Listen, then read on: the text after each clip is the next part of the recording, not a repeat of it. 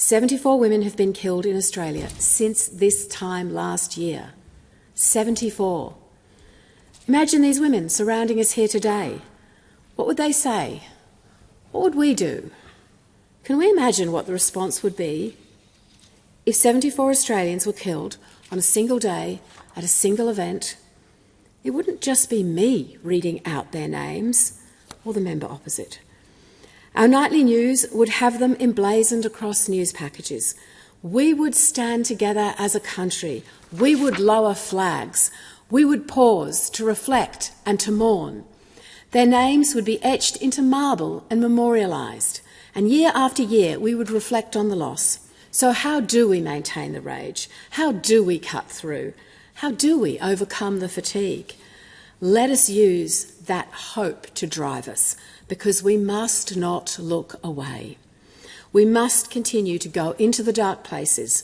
We must continue to shine the light. These women have stories. These women have names. We must not ever forget them. Every year I read this list in the hope that it will be the last. But heartbreakingly, that day has not yet come. Today, as we begin the 16 days of activism, we must recommit ourselves to ending this national emergency of violence against women and children. The reason I'm standing here to speak is it is not just the women of this parliament and it is not just the women of Australia that have a role to play. The leaders of the country, the men in this place, the men in communities have a role to play. We need to call out inappropriate behaviour of our friends, of our colleagues, of our workmates.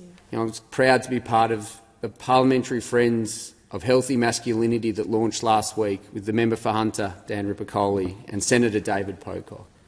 That's an example of an organisation that is engaging with young men in their teenage years, having conversations with them, explaining to them that it's okay to share your weaknesses. It's okay to be vulnerable. Myself and so many others, we grew up in a generation where we were told that it was weak to speak, you had to be strong, you had to show strength at all time. And once you put up that armour day after day, week after week, year after year, some men can lose some of their humanity and lose some touch with what they really believe in and who they are and what they think is acceptable. So we need to continue to support organisations like the Man Cave to make sure that young men learn that they're in touch with their emotions, they're having conversations. They can't bottle it up and then it comes out in violence, whether it's against their partner, whether it's at the pub against another person that's just having a beer with their friends. We need to stop that cycle.